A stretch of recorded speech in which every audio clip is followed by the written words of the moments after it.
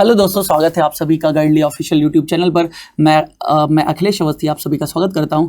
तो दोस्तों, आज का क्या है हमारा टॉपिक? आज का जो हमारा टॉपिक है वो है इसेंशियल कमोडिटीज़ एक्ट। हम किसके बारे में बात करने जा रहे हैं? Essential commodities act. लेकिन एक्ट कब आया था? एक्ट तो आया था 1955 में। तो आखिर आज हम इसके बारे में बात क्यों करने जा रहे हैं, ये जानना जरूरी है। तो बेसिकली टॉपिक आप सभी लोग देख लीजिए, इसेंशियल कमोडिटीज़ एक्ट पे बात करने जा रहा हूँ और क्यों इंपॉर्टेंट है। अब देखिए क्या है इसका कॉन्टेक्स्ट। तो कॉन्टेक्स्ट हम देखते हैं, वर्तमान में आप सभी लोग देख रहे हैं कोरोना वायरस का बहुत ज़्यादा सिस्टम चल रहा है। सरकार ने भी बहुत सारे सुझाव दिए हैं कि किस तरह से कोरोना वायरस से बचा जाएगा। तो कोरोना वायरस में जो दो चीज़ें बहुत ही महत्वपूर्ण भूमिका निभा रही हैं, एक तो है मास्क और दूसरा है सैनिटाइजर, हैंड सैनिटाइजर। आपने देखा होगा कई दुकानों पर मास्क और हैंड सैनिटाइजर पूरी तरीके से ख़त्म हो गए, या कुछ लोगों ने कह दिया कि मास्क और सैनिटाइजर हमारे पास नहीं है। तो इसलिए इस एक्ट की याद आई सरकार को कि इसके अंतर्गत हम कुछ ऐसा कर सकते हैं जिससे लोगों को मास्क और हैंड सैनिटाइजर मिल सके। अगर मार्केट में मिल रहे हैं तो बहुत ज़्यादा कीमत पर मिल रहे हैं, तो आखिर क्या किया जाए? तो सरकार ने रेगुलेट करने के बारे में सोचा। तो सरकार को क्या याद आया? Essential commodities act 1955। तो जो कॉन्टेक्स्ट का है, कॉन्टेक्स्ट यही है कि government brings mask and hand sanitiser under the essential commodities act. Mask और हैंड सैनिटाइजर को गवर्नमेंट ऑफ इंडिया किस में लेकर के आई? आवश्यक वस्तु अधिनियम 1955। ये बात याद रखिएगा। देन अब क्या है, देखिए 30 जून 2020 तक सरकार ने ये रोक लगा दी है। मतलब क्या क्या है, अब अगेन आपको बताऊंगा पर्टिकुलर क्या टाइम है। जो ये टाइम है, इस टाइम से क्या लेना देना? आखिर ये दो कमोडिटीज़ इस तारीख तक, जून 30 2020 तक, ये दोनों कमोडिटीज़ किस में रहेंगी? आवश्यक वस्तु अधिनियम के अंतर्गत रहेंगी। तो आवश्यक वस्तु अधिनियम के बारे में अभी आप जानेंगे तो आपको पता चलेगा आखिर ऐसा क्यों अधिसूचित किया गया। तो पहले तो ये याद रख लीजिएगा यहाँ पर, the government of India notified mask and hand sanitiser under the essential Commodities Act 1955 by June 30, 2020. The government has made this declaration because most of the vendors have said that these items have gone out of stock. जैसा अभी मैंने आपको बताया, बहुत से vendors ने, बहुत से विक्रेताओं ने ये बताया कि ये जो कमोडिटी है वो आउट ऑफ स्टॉक हो गई है। बल्कि शायद ऐसा ना भी हो, क्योंकि आप देखते हैं बहुत एक सिंपल सा रूल है डिमांड और सप्लाई का। आप देखते हैं किसी वस्तु की डिमांड अगर बढ़ जाती है और उसकी सप्लाई कम होती है तो उसका प्राइस जो है बढ़ने लगता है। तो ऐसा ही हुआ यहां पर। और एक बात और याद रखिएगा, कई बार ऐसा भी किया जाता है जिससे हम अनफेयर मार्केट प्रैक्टिस कहते हैं। सप्लाई को रोक लिया जाता है कुछ समय के लिए। सप्लाई को रोकने से क्या होगा? डिमांड तो है मार्केट में, बट सप्लाई रोक ली गई तो भी उस वस्तु के प्राइस जो हैं वो बढ़ जाते हैं। तो ऐसा अनफेयर ना होने पाए, इसलिए एसेंशियल कमोडिटीज एक्ट काम करता है, आवश्यक वस्तु अधिनियम काम करता है। तो दोस्तों, बैकग्राउंड जान लेते हैं। बैकग्राउंड अभी मैंने बताया कि मास्क और हैंड सैनिटाइजर को इसेंशियल कमोडिटीज एक्ट के अंतर्गत क्यों लाया गया। तो उसका रीज़न है कोविड-19। कोविड का मतलब है यहाँ पर कोरोना वायरल डिसीज़, और 19 क्योंकि 2019 में कंफर्मेशन मिला कि ये वायरस वुहान, चाइना के वुहान में कंफर्मेशन मिला इसका, तो इसलिए हम इसे कोविड-19 के नाम से जानते हैं। तो इसके प्रकोप को देखते हुए यह कदम उठाया गया है। देन कोरोना वायरस को, और एक बात, वर्ल्ड हेल्थ ऑर्गेनाइजेशन ने क्या घोषित कर दिया है? महामारी घोषित कर दिया है। क्या घोषित कर दिया? महामारी, जिसे हम पेंडेमिक के नाम से जानते हैं। तो जब बहुत सारे देशों में फैल गई, महामारी हो गई, तो उसके लिए दो चीज़ें जो हैं वो बहुत ही आवश्यक बताई गई हैं।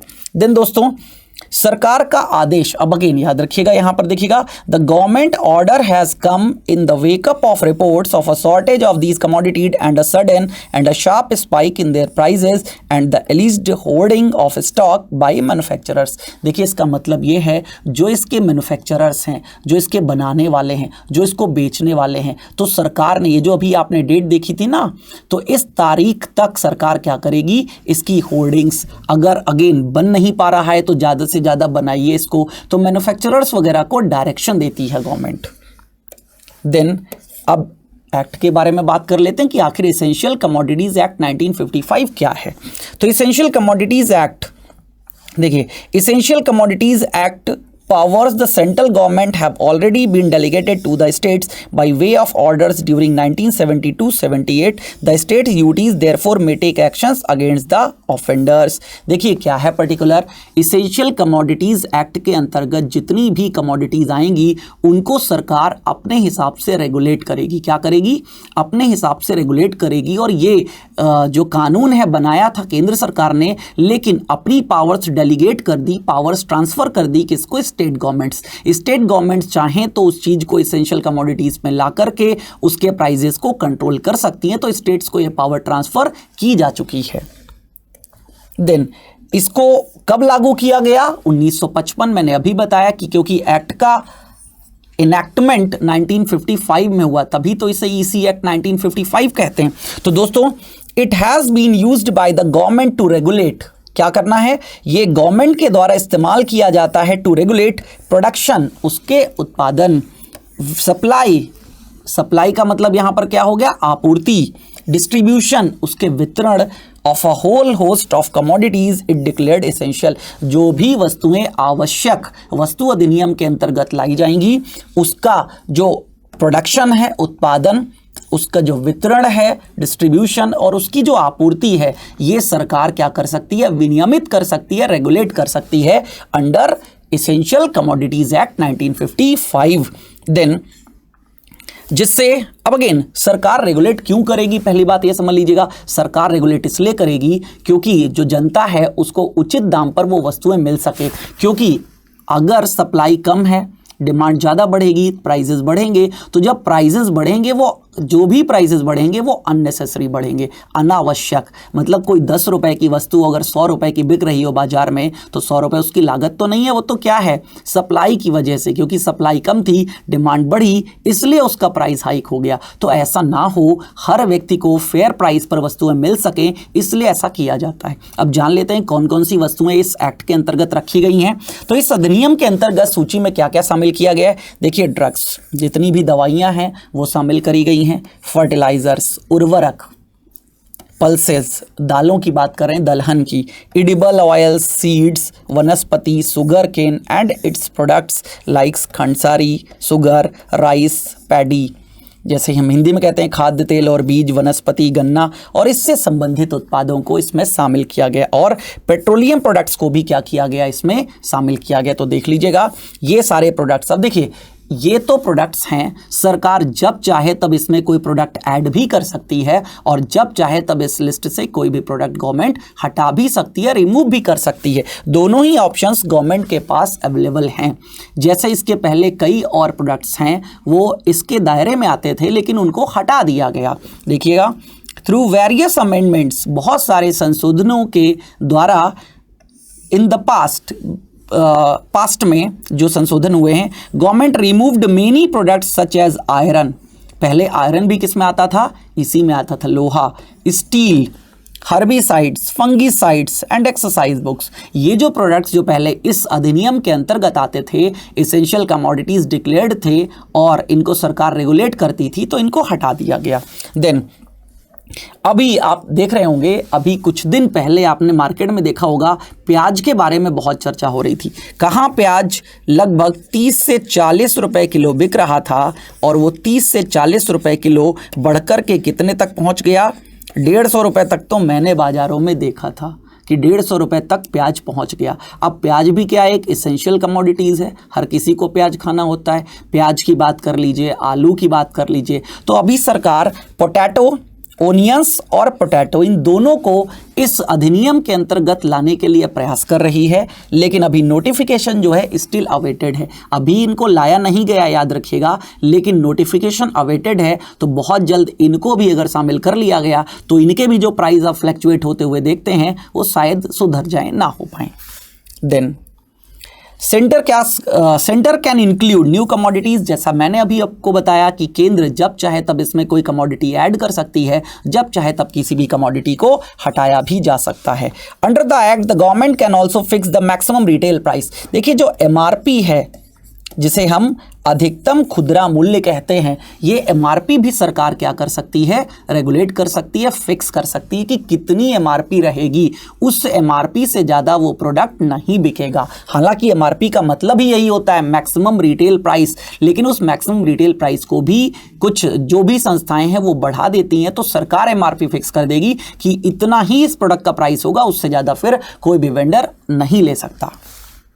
देन कैसे काम करता है ये जो एक्ट है, ये कैसे काम करता है देखिएगा। तो again, if the centre finds that a certain commodities is in short supply and it's price is spiking, it can notify the stock holding limits on it for a specified period. देखिए, जब कभी भी सरकार को ऐसा लगता है कि कोई वस्तु है जिसकी आपूर्ति जो है वो शॉर्ट है, कम हो रही है, आपूर्ति कम है, शॉर्ट है, और इसके प्राइस जो हैं वो बढ़ते जा रहे हैं, सप्लाई कम, अभी मैंने आपको बताया कि सप्लाई कम है, प्राइस बढ़ते जा रहे हैं, तो सरकार क्या करेगी, स्टॉक होल्डिंग लिमिट को डिसाइड कर देगी। देखिए क्या होता है बाजार में, समझिएगा बहुत अच्छे से।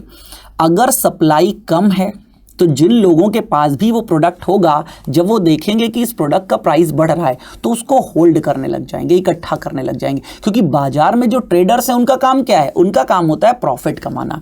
तो वो जब प्रॉफिट कमाएंगे तो उस प्रॉफिट को और ज़्यादा बढ़ाने के बारे में सोचेंगे, तो स्टॉक को होल्ड करने लग जाएंगे, और जब स्टॉक होल्ड होने लगेगा कि जब और प्राइस बढ़ेंगे तब इसको बेचेंगे, तो वो प्रोडक्ट मार्केट में और भी शॉर्ट हो जाएगा। तो सरकार ऐसे समय में क्या कर सकती है, सरकार स्टॉक होल्डिंग लिमिट डिसाइड कर देगी कि कोई व्यक्ति अपने पास कितना स्टॉक रख सकता है। लाइक एज, मान लीजिए सिंपल सी बात है, एग्जांपल के तौर पे कुछ भी आप ले लीजिए, जैसे मान लो ओनियन आ जाता है तो सरकार बता सकती है कोई भी रिटेलर अपने पास 10 kg से ज़्यादा नहीं रख सकता। लाइक एज कुछ इस तरीके का, जैसे मास्क और हैंड सैनिटाइजर की बात कर लो, सरकार ले आई है, स्टॉक होल्डिंग लिमिट भी सरकार डिसाइड कर सकती है कि एक शॉप में कितना होना चाहिए, इससे ज़्यादा का स्टॉक अगर मिलता है तो उनके खिलाफ फिर कानूनी कार्यवाही भी की जाती है और की जा सकती है।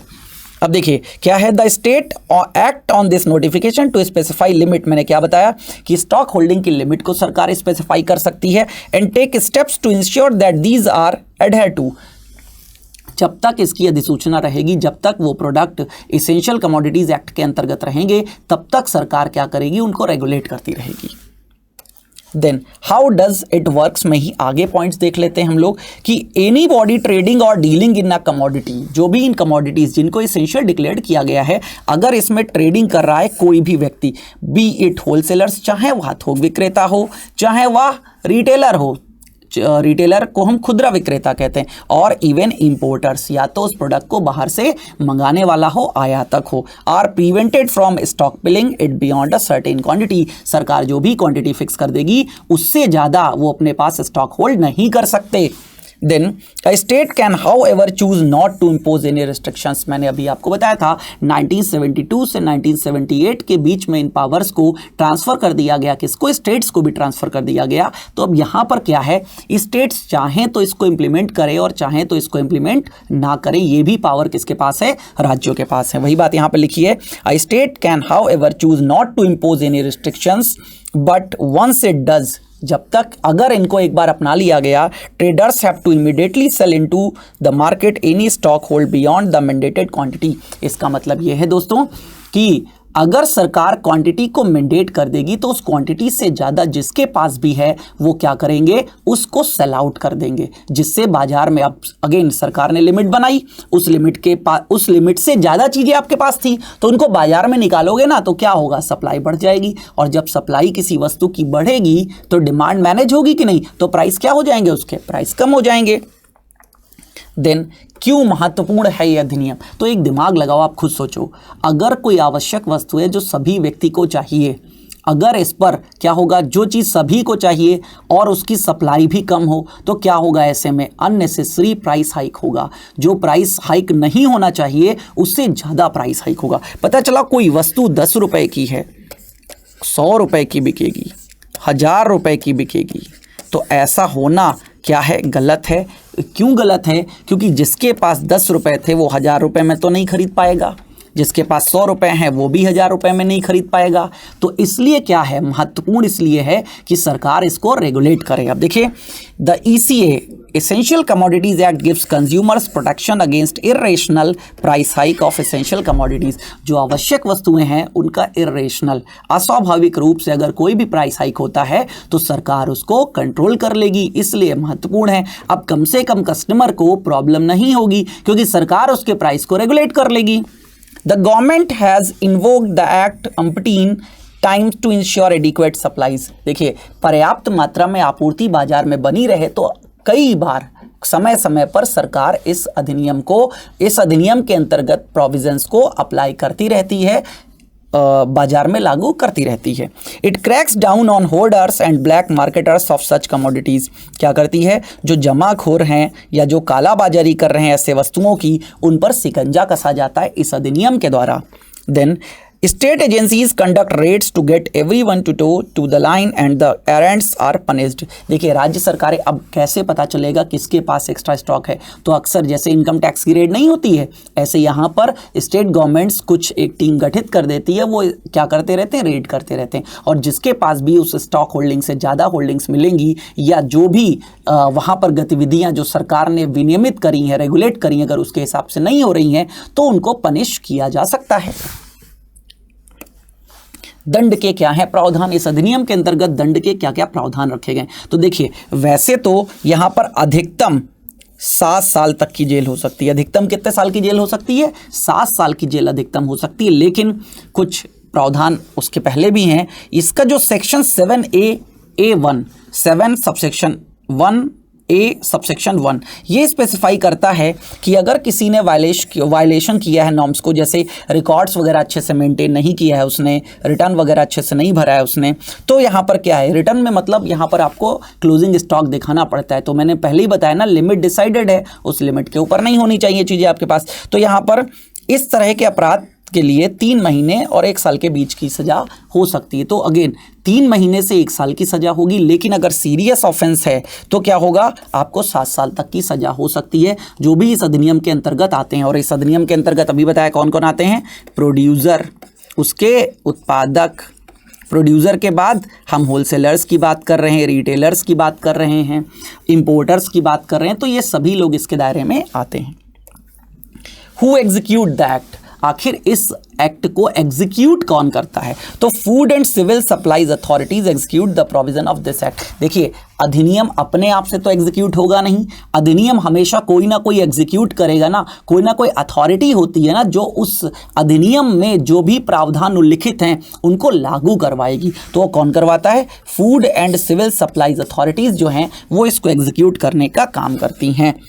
Find out violation along with the local police, और अगेन जब आप देखते हैं इनकम टैक्स ऑफिसर्स भी रेड मारते हैं तो उनके साथ में लोकल पुलिस होती है ना, same as food and civil authorities तो देखेगी इन सब चीज़ों को, लेकिन उनके साथ उनका सहयोग करने के लिए कौन होगा, लोकल पुलिस होगी, जिसके पास पावर भी होती है कि क्या कर सकते हैं, उस व्यक्ति को अरेस्ट कर सकते हैं जो इस अधिनियम के अंतर्गत जो प्रावधान है उनको तोड़ रहा होगा, उनको वायलेट कर रहा होगा।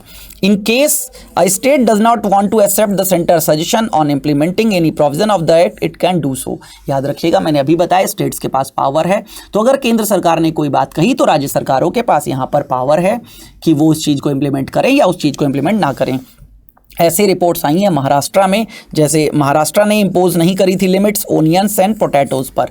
ओनियंस और पोटैटोज़ के लिए सेंटर ने सजेशन दिया था, बट महाराष्ट्र गवर्नमेंट ने इन्वोक कर दिया था कि हम इसे नहीं मानते हैं। UP is not enforcing the act itself, UP भी इस एक्ट को इन्फोर्स नहीं कर रहा था। तो अगेन राज्यों के पास ये प्रावधान है, राज्यों के पास ये पावर है कि राज्य इसको लागू करें या लागू ना करें। अब कंक्लूजन दोस्तों देख लेते हैं। देखिए कंक्लूजन क्या है, without the ECA the common man would be at the mercy of opportunistic traders and shopkeepers. It empowers the government to control prices directly too। देखिए कंक्लूजन सिर्फ इतना है दोस्तों, अगर ये एक्ट नहीं हो तो आप सोचिए किसको सबसे ज़्यादा परेशानी होगी। परेशानी सबसे ज़्यादा होती है लोअर क्लास और मिडिल क्लास को, क्योंकि वही एक ऐसा क्लास है जिसके पास पैसे की कमी है या उनके पास पैसे की एक निश्चित सीमा है, उससे ज़्यादा उनके पास पैसा ही नहीं है। और जब चीज़ें बढ़ रही होंगी तो उससे उनको प्रॉब्लम होगी या नहीं होगी। तो इसलिए उनको कोई भी प्रॉब्लम ना हो, सरकार इस बात को सुनिश्चित करती है। सरकार का काम ही है कि अननेसेसरी अगर कोई भी हाइक हो रहा है तो उसको रोकना, जिससे जो अपॉर्चुनिस्टिक ट्रेडर्स हैं, मतलब जो कहीं ना कहीं उस अवसर का फायदा उठा रहे हैं, जैसे वर्तमान में आपने देखा कोरोना डिसीज की वजह से मास्क और हैंड सैनिटाइजर जिनके पास भी हैं, 10-10 रुपए के मास्क इवन मैं मार्केट में देख रहा हूं, 150 रुपए, 200 रुपए, 250 रुपए। तो ये जो अपॉर्चुनिस्टिक ट्रेडर्स हैं, इनको ऐसी कोई अपॉर्चुनिटी से पैसा कमाने का जो सिस्टम है वो ना हो सके। अगर ऐसे अधिनियम नहीं होंगे तो दोस्तों क्या होगा, प्रॉब्लम होगी सरकार के पास। सरकार इस चीज को कंट्रोल नहीं कर पाएगी, तो इसलिए इनका होना बहुत जरूरी है। और इसी के साथ मैं उम्मीद करता हूं कि आपने इस अधिनियम के बारे में जो भी एसेंशियल चीज़ें थी वो आपने जान ली होगी। और इस तरीके के और भी वीडियोस अगर आपको चाहिए तो प्लीज़ कमेंट करके बताइए, मैं ऐसे वीडियोस आपको प्रोवाइड करता रहूँगा। और वीडियो अच्छा लगे तो लाइक और शेयर, और जो भी आपको अगर कोई सजेशन भी देनी है वीडियो से रिलेटेड तो आप कमेंट सेक्शन में कमेंट कर सकते हैं, मैं उनका रिप्लाई करूँगा। सो दोस्तों आज के लिए इतना ही। Thank you, thanks a lot.